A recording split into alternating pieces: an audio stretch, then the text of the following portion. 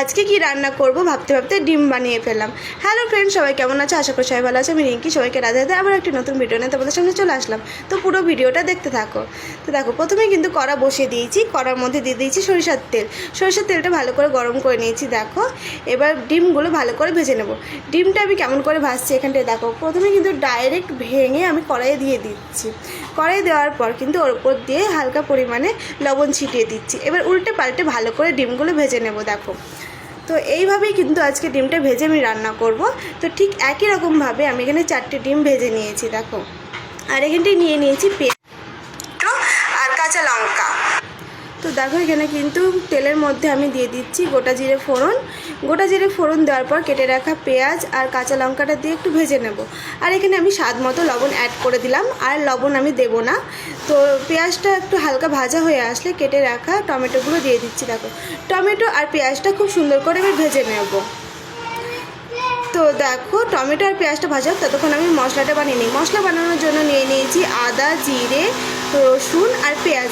সামান্য জল দিয়ে কিন্তু পেস্টটা বানিয়ে নিচ্ছি। দেখো, মশলা করা হয়ে গেছে। তো দেখো, এরই মধ্যে কিন্তু প্রায় ভাজা হয়ে গেছে টমেটো আর পেঁয়াজটা। তো টমেটো পেঁয়াজটা আর একটু ভাজতে হবে।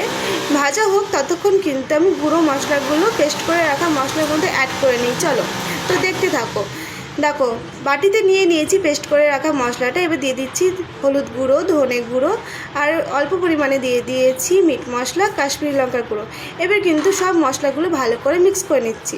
মশলাটা এইভাবে মিক্স করলে কিন্তু আমার খুব সুবিধা হয়। তো দেখো, ভালো করে মিক্স করা হয়ে গেছে মশলাটা।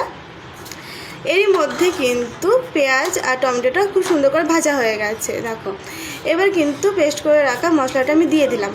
পেস্ট করে রাখা মশলাটা দেওয়ার পর ওই যে মশলা ধোয়া জল দিয়ে ভালো করে মশলাটা কষিয়ে নেব। দেখো, মশলাটা কিন্তু খুব সুন্দর করে কষাতে হবে, নইলে একটা ঘ্রাণ আসবে, সেটা ভালো লাগে না, একদম কাঁচা কাঁচা লাগে ঘ্রাণটা। তো দেখো, খুব সুন্দর করে কিন্তু কষানো হয়ে গেছে। এবার পরিমাণ মতো জল দিয়ে দেবো। গ্যাসের ফ্লেমটা কিন্তু এখানে আমি হাই করে দিচ্ছি। গ্যাসের ফ্লেম হাই রেখে একটু ফুটিয়ে নেব। তো দেখো, জলটা ফুটে গেলেই কিন্তু আমি গ্যাসের ফ্লেমটা আবার লো করে দেবো। দেখো, এবার ভেজে রাখা অমলেটগুলো দিয়ে দিচ্ছি। অমলেটগুলো একে একে দিয়ে দিলাম। অমলেটগুলো দেওয়ার পর কিন্তু আমি 2 মিনিটের জন্য ঢাকা দিয়ে রেখে দেব। তো 2 মিনিটের জন্য ঢাকা দিলেই কিন্তু হয়ে যাবে। তো দেখো, আমি ঢাকা দিয়ে দিলাম। তো আর বেশিক্ষণ লাগবে না। দেখো, ঢাকা খুলে নিলেই কিন্তু একদম রান্না কমপ্লিট হয়ে যাবে আমার। দেখো, কতটা সুন্দর হয়েছে দেখতে। আমার তো এইভাবে খেতে খুব সুন্দর লাগে। তোমরাও কিন্তু একবার ট্রাই করে দেখতে পারো এইভাবে। ডিম রান্নাটা আমার খুবই ভালো লাগে। তো দেখো, রান্নাটা কমপ্লিট হয়ে গেছে। আজকে ভিডিওটা এই পর্যন্ত। সবাইকে অসংখ্য ধন্যবাদ। ওকে, বাই, টাটা।